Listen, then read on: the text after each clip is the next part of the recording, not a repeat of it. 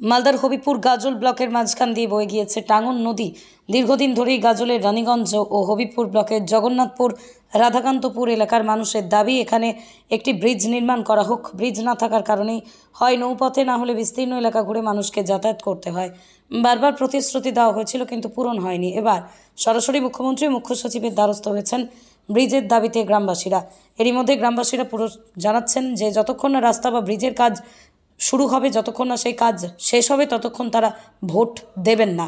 আমরা ভোট দেব না এই জন্যই ঠিক করেছি যে আমরা গত 18 মাস থেকে আন্দোলন করছি। আন্দোলন করার ফলেও এমপি এমএলএ এবং অন্যান্য দপ্তরে আমরা গেছি, আমাদের কোনো উত্তর দিচ্ছেন না। ওনারা আমাদেরকে কেয়ারই করছেন না যে আমরা মানুষ, আমাদের হয়ে ওনারা কোনো কাজ করতে চাইছেন না। এবং এমপি এমএলএ এই যে 5 বছর ওনারা এমপি ছিলেন, কই এখনো তো এখানে আসলে এখান থেকে উনি সবচাইতে বেশি ভোট পেয়েছে, অথচ আমাদের জন্য কোনো কাজ করছে না। বাধ্যতামূলক আমরা এই ভোটটা বয়কট করছি।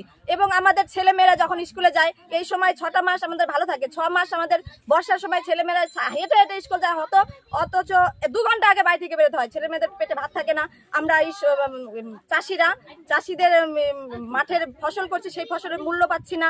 গর্ভবতী মায়েদের নিয়ে আমরা হসপিটালে ঠিক সময় মতন পৌঁছাতে পারছি না। তারপরে আপনারা কলেজে যারা ছাত্রছাত্রী আছে তারা ঠিক মতন পৌঁছাতে পারছে না। এবং অন্যান্য অনেক সমস্যা আছে, সেই সমস্যার সম্মুখীন আমরা হচ্ছি। না, পঞ্চায়েতে কোনো ভোট দেয়নি এবং এটাও এই লোকসভা ভোটটাও আমরা বয়কট করলাম। আমাদের যতদিন অবধি রাস্তা ব্রিজের কাজ কমপ্লিট না হচ্ছে ততদিন অবধি আমরা এখানে ভোট বয়কট থাকবে। মুক্তি বিশ্বাস। আমাদের নানান রকম সমস্যা, যেমন আমরা কোনো দিকেই কোনো সাফল্য কাজ করতে পারছি না। আমাদের কেউ এ পর্যন্ত আমাদের বলেনি যে আমরা আছি। তাহলে আমরা ফসলের দাম পাই না, গর্ভবতী মায়েদের খুবই দুর্গতি অবস্থা, অনেক বাচ্চা স্কুলে যে মারা যায় নৌকায় ডুবে। তো যার কারণে আমরা সিদ্ধান্ত করেছি যে আমরা পঞ্চায়েত ভোট দেইনি, এই লোকসভা ভোটও দেব না। আমাদের যতদিন পর্যন্ত আমাদের রাস্তা ব্রিজ না হবে ততদিন বয়কট থাকবে। এটাই আমাদের শেষ কথা। আপনার নাম? আমার নাম ঝর্ণা বিশ্বাস।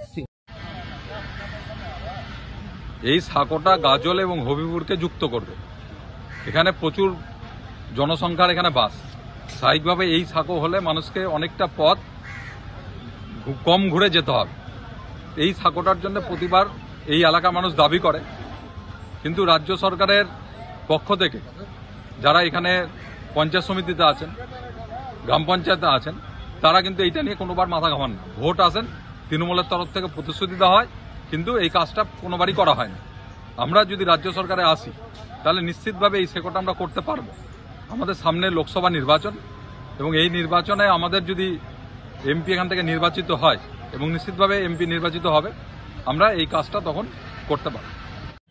প্রথম কথা, ওই টাঙ্গন নদীটা দুটো ব্লককে বিভক্ত করেছে, একদিকে রানীগঞ্জ, একদিকে জগন্নাথপুর।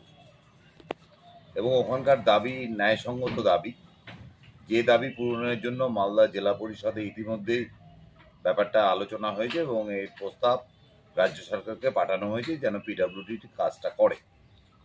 আর দীর্ঘদিন ওখানকার এমপি খগেনবাবুরা রয়েছেন, ওখানকার 2 এমএলএ রয়েছেন বিজেপির, এবং অনেক গ্রাম পঞ্চায়েত এবং পঞ্চায়েতের জায়গায় বিজেপি রয়েছে। তাদের মুখে এইসব কথা মানায় না, কারণ তারা চেষ্টা করলেই পারতেন যে তাদের ল্যাড থেকে কিছু টাকা দিয়ে কাজটা শুরু করা। এটা আপনারা জেনে রাখুন, এই কাজটা রাজ্য সরকারই করবে এবং খুব দ্রুততার সঙ্গে এই ব্যাপারে আগামী পঞ্চায়েত নির্বাচনের আগেই দেখবেন যে এই ব্রিজ তৈরি হয়ে গেছে।